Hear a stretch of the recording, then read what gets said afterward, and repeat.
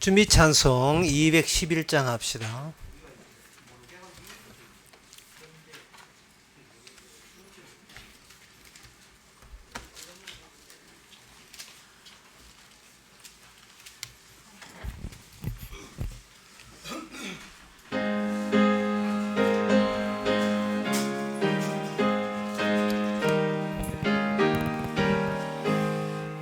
그 참혹한 십자가에 주 달려 흘린 피 샘물같이 늘 흐르니 죄 많은 형제여 값없어도 다 나와서 내 죄를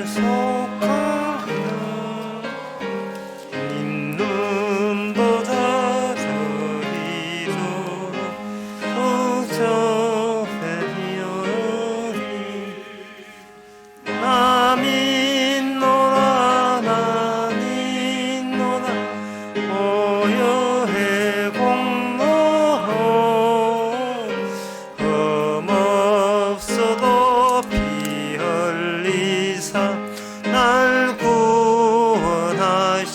구원하셨네. 그 흉악한 사강고는 자의 죄를 깨달아 죄 없으신 주 예수를 구주로 믿었네. 내 지은 죄 흉악하나 주 예수 믿으며 용서받은 정강모두 영받으리. 나 믿노라 나 믿노라 조혈의 공로를 없어도 피 흘리사 날 구원하셨네. 온 백성의 죄 사하신 하나님 어린 양 그 십자가 지심으로 온 인류 구했네. 저 영원한 저 행령에서 공평히 모여서 금거문고 한곡조로 새 노래 부르리. 나 믿노라 나 믿노라 보혈의 공로를 없어도 피 흘리사 날 구원하셨네. 다 같이 묵도하심으로 오예배를 함께 드리겠습니다.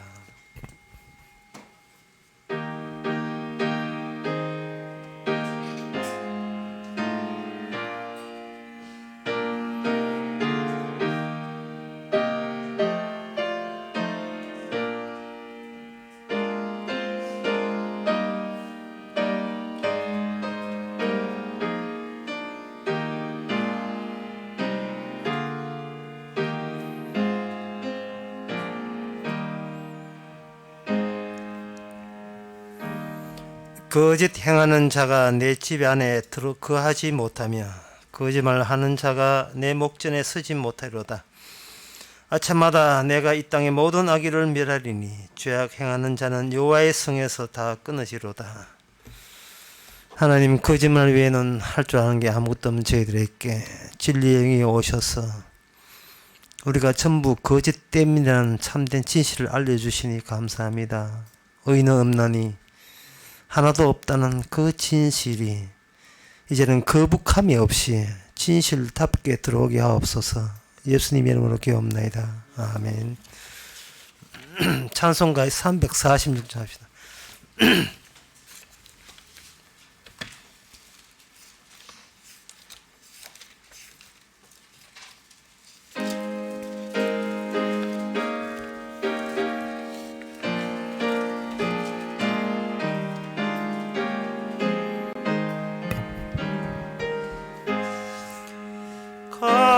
값비싼 향유를 주께 드린 막달라 마리아 본받았소. 향기른 산제물 주님께 바치니 사랑의 주 내 주님께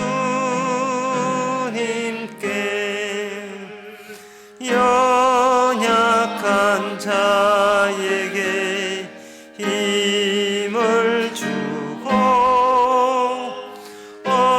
어두운 세상에 빛을 비춰 성실과 인내로 내 형제 이끌리 사랑의 주 내 주님께 두려운 마음에 소망 주고 슬픔에 쌓인 자 위로하며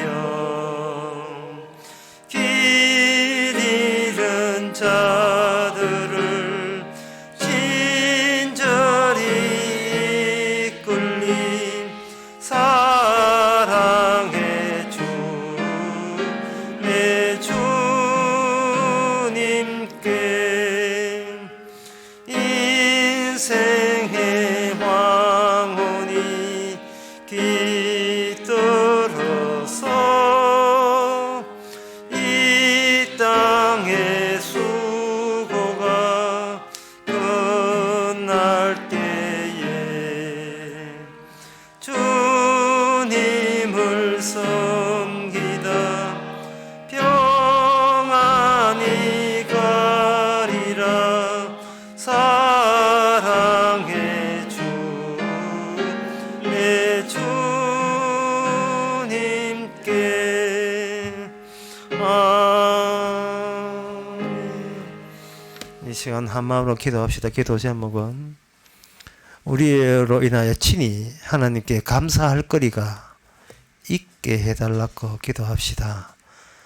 우리를 통해서 충분히 감사함을 받을 권한이 우리 주님에게 있습니다. 우리가 감사하지 않는 것은 우리의 잘못입니다. 감사하라고 만들어 놓고 감사하라고 구원을 해 주셨기에 마땅히 감사와 찬미를 주께 드릴 수 있도록 다 같이 기도합시다.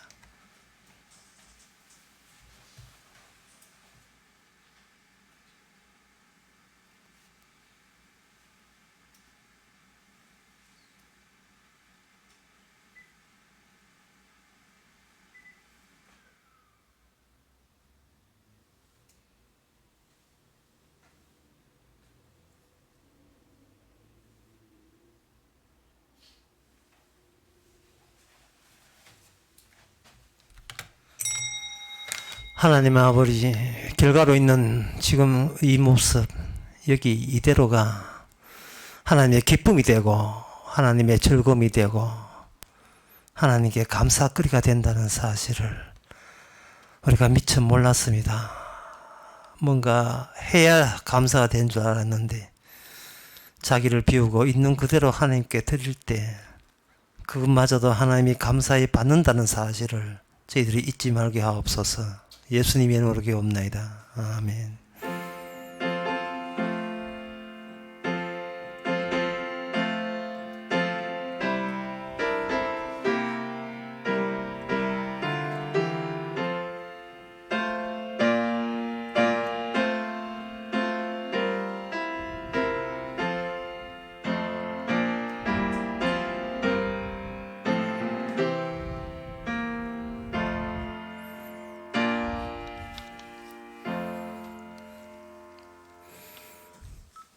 하나님의 말씀 봅시다. 욥기 16장 1절에서 5절입니다.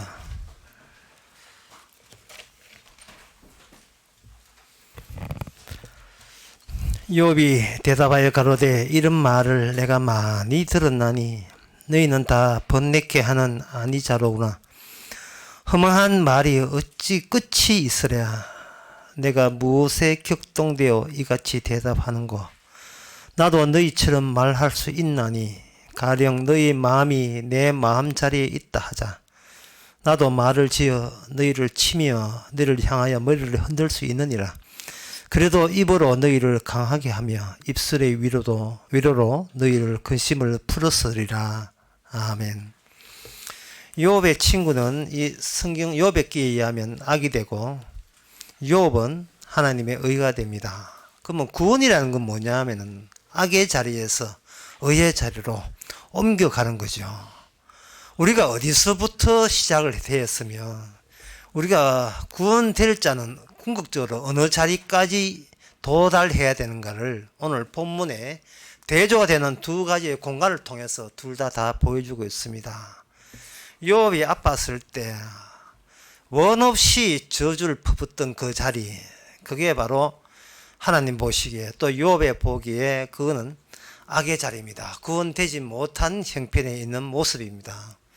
그리고 억울하게 하나님에 의해서 아프고 하나님에 의해서 고통스럽고 하나님의 때문에 인생을 와장창 망가졌는데 그 하나님이라는 것을 모르고 욥 네가 잘못했잖아 라고 이렇게 억울함을 당하는 그 모습에 그런 부당한 대우를 받는 이 자리가 구원의 자리입니다. 그래서 구원에 대해서 어디서부터 어디까지가 확연하게 여기서 다 나오는 거죠. 그러면 이것은 바로 구원이라는 것이 처음부터 우리의 희망사항이나 우리가 바라는 것을 덜렁 주는 것이 아니고 먼저 네 실상, 너의 자리부터 분명히 그 하나님께서 욥을 통해서 욥의 친구의 자리를 분명히 규정하게 하십니다. 여기 16장의 1절부터 5절까지 보게 되면 여기 이 3절에 특히 3절에 보면 허망한 말, 아무 어떤 결과를 낳지 못하는 백날 해봐야 소용없는 허망한 말이 어느 정도냐, 끝이 없구나. 끝없이 계속 내뱉고 있습니다. 이게 구원받지 못한 사람이 어떤 말을 해도 전혀 구원이 도움이 안 되는 그런 험한 말만 내뱉고 있습니다. 이걸 오늘날식으로 이야기하면 인문학 강좌예요. 인문학 강좌.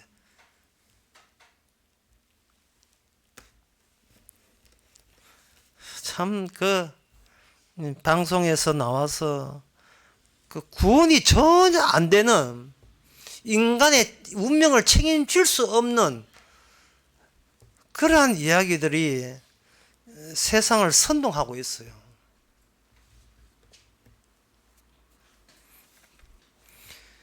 거기에 대해서 욥은 말을 네 정도 수준은 나도 된다 이 말입니다.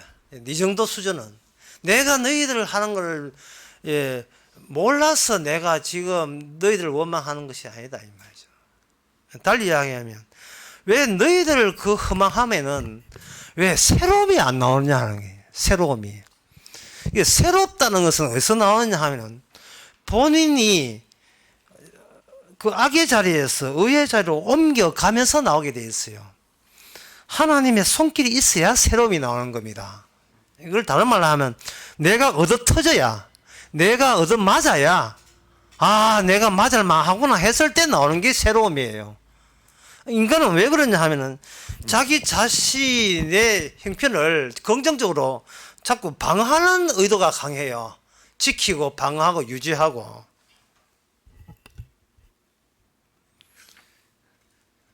그 방어 중에서 인간이 할 수 있는 최상의 방어를 하는 그 다큐멘터리 실화 영화가 곧 나옵니다. 제목이 봉쇄수도원. 뭐 제목부터도 벌써 방어적이잖아요. 봉쇄수도원. 전에 그 KBS에서 특별히 크리스마스 특집으로 해줬어요. 자진해서 갇혀서 오직 하나님만 찬미하는 그 천주교 수사들의 단체, 그 친목 모임입니다. 그냥 친목 모임이라 보면 돼요. 왜냐하면 인간이 마음 먹으면 누구나 할 수 있는 일이기 때문에요. 마음 먹으면 누구나 할 수 있는 일이에요. 자기가 선을 추구하는 것은 누구나 마음 먹으면 할 수 있어요. 왜냐하면 선악을 알기 때문에 추구할 수 있어요. 그러나 내가 악해지는 것은 이거는 하나님의 뜻이 아니면 자기가 악하다는 것을 알 수가 없게 되어 있어요. 그 봉쇄수도원 같은 천주교의 봉쇄수도원, 그것뿐만 아니라 많은 수도원이 있지만 인간이 해낼 수 있는 겁니다. 내 아들 신부가 되겠다 할 수 있어요. 내 아들 목사하겠다 할 수 있습니다. 그러나 내 아들 목사 맞는 게 죄다, 이거는 안 돼, 못하지요. 내 아들 신부 맞는데 그거조차도 악마의 죄다, 이거는 성령이 임해야 알 수 있는 겁니다. 인간의 모든 하는 짓이 자기가 죄인인 것을 드러내는 하는 짓거리이기 때문에 어떤 결정과 어떤 판단을 해도 그거는 구원받지 못한 상태를 유감없이 보여줍니다. 사도 바울이 빌립보서에서 늘 이야기했듯이 나는 날마다 내 속에서 배설물이 나온다. 잊지 말아야 될, 그리스도 나라에 잊지 말아야 할 것이 나를 통로로 해서 내가 계속 배출하고 있다. 썩은 오물이 나오는 겁니다. 그게 바로 구원받은 거죠. 그래서 구원에 대해서 하나님께서 욥의 친구와 욥 두 사이의 차이를 두고 이야기합니다. 이걸 구조적이라 이렇게 할 수 있는데, 하나님은 단독으로 네 천당 갈래 지옥 갈래 묻는 게 아니고 너와 대비되는 다른 사람 또는 너와 유사한 인간을 딱 두고 난 뒤에 네가 저 사람과 같은가 안 같은가를 네가 판단하라는 겁니다. 누가복음 22장 37절에 보게 되면 이런 말씀 나오죠. 내가 너희에게 말하노니 기록된 바 저는 불법자의 동료로 여김을 받았다. 예수님께서, 하나님께서 이 땅에 오셔서 육신이 돼서 이 땅에 오셨는데, 기록에 의하면 이것은 동료자, 그 불법자와 동료가 된다, 여김을 받는 그 말씀을 성취시켜야 돼요. 불법자와, 시편에 나온 이야기죠. 불법자와 동료가 된다. 그게 섞여본다면, 섞이니까 세상 사람들은 예수님의 특별함을 알아볼 수가 없는 거예요. 뭐 목수의 아들이고 평범하니까 어떤 안 섞일 분이 섞였다는 생각을 도저히 할 수가 없는 겁니다. 특별한 분, 이 인간 세계에 속하지 않은 분, 특별함이 들어왔다는 것을 눈치챌 수가 없는 거죠. 그거는 성령이 임해야 예수님과 우리와의 차이점을 알지, 그렇지 않고서는 예수님과 인간과 다른 차이점을 알 길이 없습니다. 그런데 어디에 섞였느냐? 불법자의 동료다. 그러니까 예수님이 속하기 전에 그 인간 세계는 불법자고, 그 불법자 속에 예수님이 섞여버리니까 모든 인간이 다 하나님 보시기에 불법자가 되는 겁니다. 그러면서도 그들은 자기가 불법자라는 것을 모르는 겁니다. 예수님께서는 그들 사이에 섞이게 해놓고, 특별히 예수님께서 죽고 난 뒤에 부활시키니까 예수님만 부활되니까 나머지는 뭐 자동적으로 불법자가 되는 거예요. 오늘 그 욥 같은 경우에는 반대로 욥에게만 병이 들게 하고, 다른 친구들은 멀쩡하니까 다른 친구들은 충분히 오해할 소지가 있는 겁니다. 우리 이 교회에 있는데 요 밑에 가면 미장원이 갑자기 하나에서 두 개가 되었어요. 요 1층에 미장원 있지요. 계단 타고 더 내려가면 이쪽에 미장원 있지요. 저쪽 편에 미장원 있지요. 그 전에 그 작은 슈퍼한 곳인데 그 가게 주인이 이쪽 미장원 보고 이야기했어요. 여기 미장원, 여기 당신이 여기 한번 갈래 하니까, 설마 미장원 두 군데 있는데 또 미장원 들어오겠나 싶어서 안 간다 했거든요. 자기는 미장원 들을 줄 몰랐죠. 보니까 미장원 들었어요. 그러니까 이거 뭐 미장원이 3개가 됐는데 온 차에다가 다 꽂았어요. 20% 할인해 줍니다. 기업에.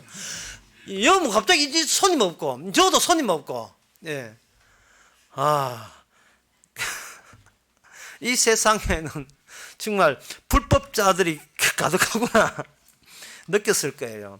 이처럼 나를 아는 것은 다른 20% 할인하는 미장원이 있을 때에 우리가 우리 자신의 위치가 같은 동업에 같은 직장에 있는 걸 통해서 자기 자신이 어느 정도 수준인지 수입은 얼마나 되겠는지 자기 자신을 새롭게 구조적으로 파악하는 겁니다.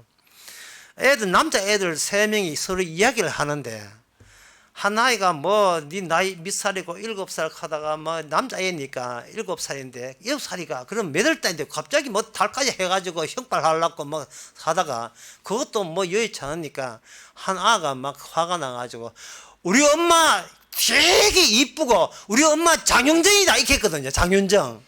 그렇게 듣는 아들이 장윤정을 모르는 거예요. 예. 그 이쁜 가수를 모르는 거예요. 다만 아들한테는 친구가 우리 엄마 되게 이쁘다 가수인데 장윤정 가수다 이건 맞지 이쁘다는 듣고 난데 한 애가 우리 엄마 이쁜데 의사다 이래 되는 거예요. 그러니 마지막 한 아이가 우리 엄마는 더더 이쁘다 이렇게 하니까 다른 친구들이 너 엄마 직업이 뭔데 이거 뭐 할 말 없는 게 예, 미스 코리아 출신인데 직장이 없어. 그만 기가 팍 좋아가지고 집에 가자. 애들도 보세요. 자기 엄마 직장 없으면 그만 아무리 이뻐도 소용이 없어요. 그 구조적 차이남이거든요. 내가 근데 위치가 어디냐 하는 것은 뭐 이쁘다 가지고 차이 나는 거야. 만약에 자기 엄마 안 이뻤으면 그 끼지도 뭐 못하는 거예요. 그처럼 모든 이 세상에 사람은 나를 파악하는 것은 구조적으로 파악이 되는 겁니다. 그런데 주님께서는 그 구조적이 어떤 구조적이냐 바로 불법자의 동료로 들어와서 하는 말이야. 너가 재주 있거든 한 찾아내봐라. 이것 중에서 재주 있거든 한 찾아내봐라고 던진 거예요. 사람은 못 찾아봐요. 제자들도 예수님이 왜 메시아 되는지를 몰랐어요. 욥하고 오늘 본문과 관련되어 있으면 이렇습니다. 인간의 더러운 속성을 그대로 보여주는 분이 특별한 분입니다. 인간의 더러운 속성입니다. 그 모습 말고 인간의 더러운 속성을 그대로 보여주는 것. 그것이 바로 그 진짜 메시아입니다. 그런 더러운 속성은 그냥 가만히 있으면 난 더럽다 안 더럽다 뭐 이렇게 토론해서 아는 것이 아니고 두 질서판이 서로 충돌해야 되죠. 충돌해야 됩니다. 자, 그런 예가 신약에 여러분들이 뭐 안 찾아봐도 알아 유명한 게 나와요. 바로 누가 그 마태복음 2장에 나옵니다. 동방박사가 등장하죠. 동방박사가 인간입니다. 당연히 인간이죠. 당연히 인간이고 거기에 만나는 예루살렘의 헤롯 왕도 인간입니다. 당연히 인간인데 그냥 인간 대 인간의 만남이 아니라 어느 질서가 더 세냐로 만나는 겁니다. 헤롯 왕은 자신감이 있었어요. 나는 이 이스라엘의 왕이다. 왕이다. 자신감이 내 권세의 질서판은 대단하다. 이렇게 생각했습니다. 그러나 동방박사는 가짜서 웃고 있어요. 왜냐하면 여러분 한번 생각해 보세요. 고정된 자리에 박혀있는 그 별이 뭔가 움직인다는 사실은 이 세상이 결코 고정된 세상이 아니라는 것을 말해주는 겁니다. 별이 움직이는 거예요. 별이. 근데 이 세상이 안정되게 보는 사람들이 안정되게 보는 이유가 본인이 안정된 존재라는 것을 자부하기 때문에 그런 거예요. 나는 여기 있으나 저기 있으나 미국 가나 소련 가나 어디 가나 나는 나다 라고 자기 자신을 안정되게 보는 거예요. 욥의 친구들은 자기가 안정되게 보는 겁니다. 내가 5년 전이나 10년 후나 지금이나 나는 그 사람이 자꾸 우기는 겁니다. 내가 다를 인간 된다는 것은 상상도 할 수 없다, 이래 생각한 거예요.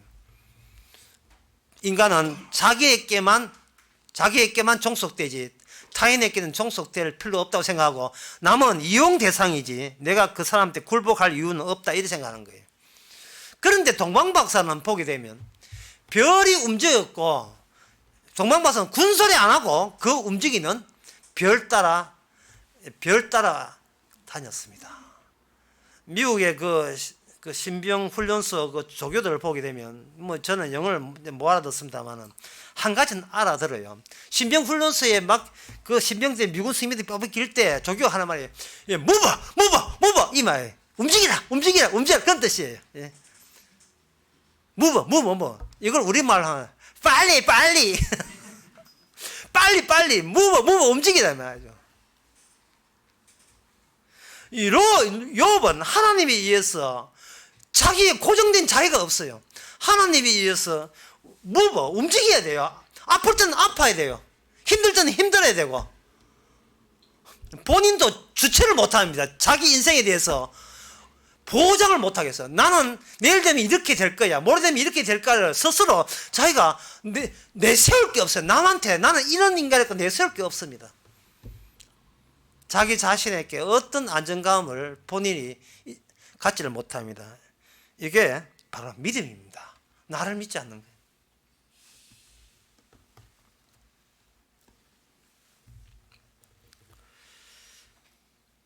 나 자신을 믿지 않는 거예요. 그런데 세상 사람들은 상황이 자기가 알고 있는 세상 그대로라고 생각하는 거예요. 1945년 8월 지나서 이미 미국하고 일본 전쟁은 태평양 전쟁 끝났습니다. 끝났는데 그 남태평양 섬에 팬티 바람으로, 경상도 말로 빤스 바람으로, 팬티 바람으로 총 들고 전쟁 끝났어요. 전쟁 다 끝나가 있는데 그 전쟁 끝난 소식을 못 들었어요. 일본 패잔병들이요. 그 남태평양 섬의 숲속에서 흐르는 옷을 입고 총을 들고 이제 미군들하고 싸우겠다고 나오는 겁니다. 무려 그 수십 년 지났어. 수십 년까지 지났어. 아직도 몰랐어요. 시대를 읽을 줄은 몰랐던 거예요. 그 뭐 인터넷이 되겠습니까? 라디오가 있겠습니까? 전쟁 끝났는데, 자기 조국이 졌는데 그냥 항복하고 나오면 되는 거예요. 예수님께서 이 땅에 오실 때 이미 천국이 이 땅을 공습했다 했습니다. 침노했다, 폭격했다는 겁니다. 의인은 없나니? 하나도 없는 걸로 이미 확정 났어요. 예, 스스로 나는 어디 쪽에 속하겠다 쌓을 필요 없어요. 그 가만히 있어도 그냥 지옥 가요. 예, 죄인입니다. 그런데 유대인들은 율법 해석을 가지고, 고정된 해석을 가지고 자기가 정당화하는데, 자기가 착하다는 것, 자기가 어렵다는 것, 그걸 증명하기 위해서 하나님의 말씀을, 온갖 말씀을 갖다 들이대는 거예요. 덕지 꼭 오늘 한국교회 교인들처럼 모든 말씀을, 자기 죄인이라는 걸 드러내는 데 쓰여질 그 말씀을, 모든 말씀을, 그러니까 아직도 나한테는 선한 게 있잖아, 그거 증명한다고 계속 들이대는 겁니다. 왜 그런 사람들이 마태복음 6장 32절 33절은 왜 그냥 넘어가는지를 아직도 저는 미스테리예요. 뭐라고 되어 있냐 하면은, 무엇을 먹을까, 무엇을 마실까, 무엇을 입을까, 그런 것은 다 이방인들이 구하는 것이다. 못 들었어요? 다시 말씀드릴까요? 무엇을 먹을까, 무엇을 마실까, 무엇을 입을까 하지 말라. 이게 지금 여윳돈이 있는 사람에게는 해당되는 없다 하지만, 이것이 없다고 생각해 보세요. 제일 다급한 게 무엇이 입을까, 먹을까, 무엇이 마실까입니다. 그런데 그것이 바로 인간이 이런 걸 바운더리, 이런 걸 바탕으로 깔고 있기 때문에, 그거에 아무리 율법으로 자기를 위장하고 조작하고 해도 밑에 있는 무엇을 먹을까 이게 대한 두려움과 걱정은 이거는 없어지지 않아요. 그대로 있는 거예요. 그대로 있으면서 그냥 내숭 떨듯이 신앙생활을 한 겁니다. 거기에 대해서 차이점, 구조적 차이점이 뭐냐 하면은, 너희들은 먼저 그의 나라와 그의 의를 구하라. 이걸 그의 나라 그의 의를 구하라만 하면 이 땅에 오신 예수님께서 어떤 질서판을 끌고 왔느냐를 보라는 겁니다. 다시 동방박사 이야기하게 되면, 동방박사가 헤롯 왕에 대해서 자기는 이 권세자다, 나한테 보호하라 이렇게 할 때 동방박사가 속였어요. 헤롯 왕을 속였습니다. 보고해 드려야지요 해놓고는 내가 어느 길로 가는지를 보고를 안 했어요. 그러니까 헤롯 왕이 뭐라고 하냐면, 우리가 동방박사한테 속았다고 이야기합니다. 마태복음 2장 16절에 이에 헤롯이 박사에게 속은 줄을 알고 심히 노하여 사람을 보내서 베들레헴 모든 지경 안에 있는 아이들, 2살 아이들 다 죽여버린 거예요. 속여서 속인 게 아니고 말이 통해야 말을 하죠. 서로 소속된 질서판이 다릅니다. 한쪽은 이 우주마저도 아기 예수에 종속된 채 움직인다. 왜? 별의 존재의 이유가 아기 예수한테 별이 없더라도 경배하는 그것이 이 별의 이유고, 그 별 따른 우리의 존재의 이유가 거기에 있기 때문에 그렇습니다. 아기 예수한테 고개 숙이는 거예요. 제가 어느 강의에서 그렇게 이야기했습니다. 여러분들이 성도라면 성도가 사는 것은 딴 거 없다. 십자가가 진리가 이끌면 그걸로 이미 성도의 삶은 온전한 거예요. 내가 어떻게 살까가 아니라 무엇이 내 앞에 이끌고 있느냐를 보라는 거예요. 진리가 이끌면 그 진리의 증거대로 끌려가면 돼요. 내 앞에 가는 게 동방박사 별이라면, 그리고 그것이 십자가라면 십자가만 바라보면 살면 되지, 내 형편이 어떠냐를 내가 왜 신경 씁니까? 산타클로스 할아버지는 루돌프 사슴에 끌려가면 돼요. 그게 산인지 강인지 바다인지 관계없어요. 산 넘고 바다 건너서 가잖아요. 산 넘고 바다 건너서 어떤 것을 가든지 무엇이 이끄느냐가 중요하지, 내가 어떠냐는 별로 중요하지 않아. 별로가 아예 중요하지 않아요. 아예. 동방박사는 기존에 헤롯 질서에 구멍이 뚫린 겁니다. 이걸 헤롯이 약에 올린 거예요. 내 권세로 꽉 차 있어야 돼요. 빈틈없이. 내 권세로 꽉 차 있어야 된다고요.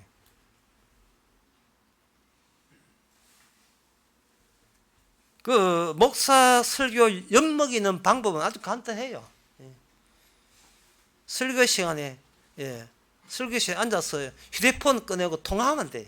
아이고 오랜만입니다. 예배 30분 남았는데 그때 갈게요. 나가서 하는 게 앉아서 하면 돼요. 네 말은 이 휴대폰의 말보다 질서판이 다르다니까. 들을 가치도 없다 이 뜻이거든요. 그게 너무 노골적이게 하면 자기 애들 애 막 나무랜게, 야 좀 조용히 하라 했잖아. 막 지가 더 시끄러워. 그럼 목사님 실담 소리 그만하라, 험한 말 그만하라는 뜻이에요. 주님은 욥을 보내가지고 욥이 아픈 것 자체가 무언에 침묵에 함성으로 들리게 만들었어요. 왜냐하면 서로의 질서판이 다르니까, 소속이 다르니까 내 쪽 말이 먹히질 않는 거예요. 그리고 욥은 오늘 본문에 뭐라고 하냐면, 내가 니라면 그 정도는 다 알아. 내가 너 같으면 차라리 너희들 위로해 줬을 거야. 너처럼 이렇게 달려드는 게. 이 말은 뭐냐 하면은, 내가 너희들 하는 것을 다 안다는 뜻이에요. 갇힌 공간이 찢어진 거예요. 이것은 인간 세계에서는 도저히 참을 수 없는 모욕처럼 느껴지는 겁니다. 그래서 화가 나서 헤롯이 2살에 죽은 것처럼 결국은 그 화가 예수님한테 미쳐서 예수님도 돌아가시게 된 겁니다. 우리는 그 돌아가신 예수님을 통해서 천국을 통하는 유일한 구멍으로 본 거죠.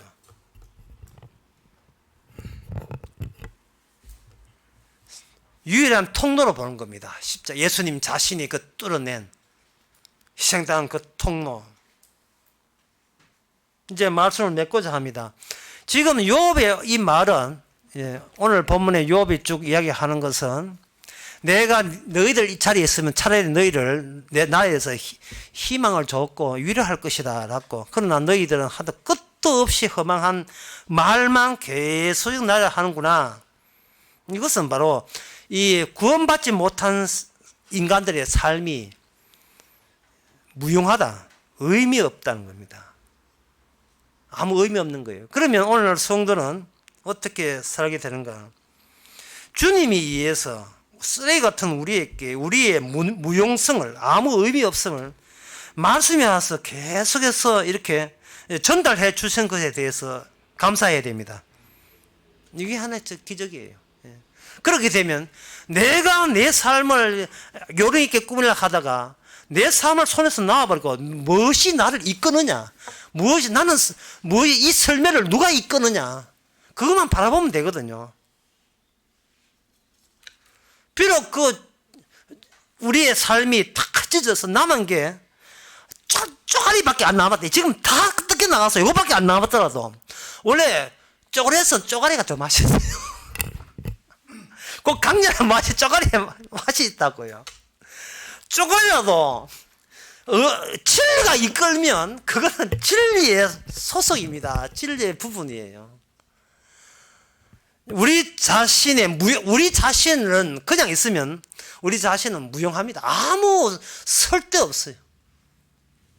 이래다 가지고 40, 50, 60년, 나머지 90, 100살 돼도 결국 우리는 그 100살 돼가 이 자리에 앉아도 아무 소용 없어요.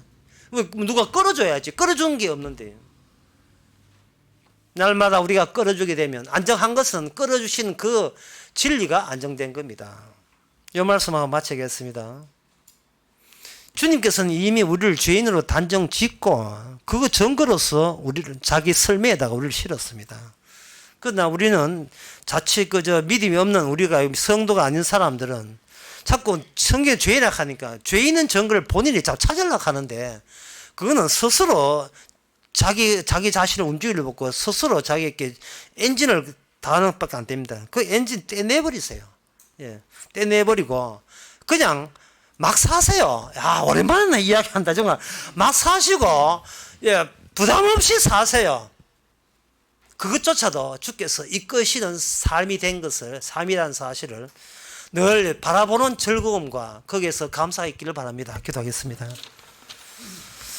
하나님의 아버지, 주저하지 않고 살게 해주시고 머뭇거리지 않고 살게 해주시고 한번 당했다고 겁내지 말게 해주시고 이래서나 저래서나 주님 살아계심이 증거가 되기를 원해서 살게 하옵소서. 예수님의 이름으로 기도옵나이다. 아멘. 찬송가 350장 합시다.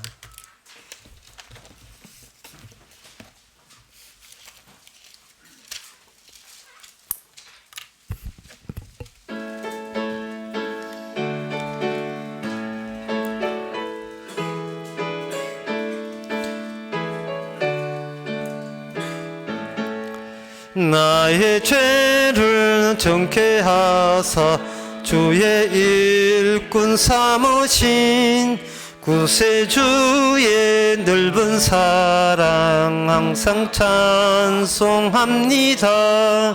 나를 일꾼 삼으신 주 크신 능력 주시어 언제든지 주 뜻대로 사용하여 줍소서. 내게 부어 주시려고 주의 은혜 하신 주 그 은혜로 채워주사 능력 있게 합소서. 나를 일꾼 삼으신 주 크신 능력 주시어 언제든지 주 뜻대로 사용하여 줍소서. 죄의 짐을 풀어주신 주의 능력 크도다. 나를 피로 사신 예수 내 맘속에 없소서. 나를 일꾼 삼으신 주 크신 능력 주시어 언제든지 주 뜻대로 사용하여 줍소서.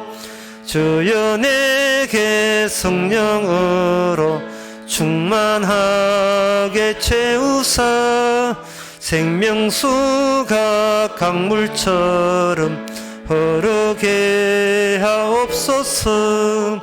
나를 일꾼 삼으신 주 크신 능력 주시어 언제든지 주 뜻대로 사용하여 줍소서.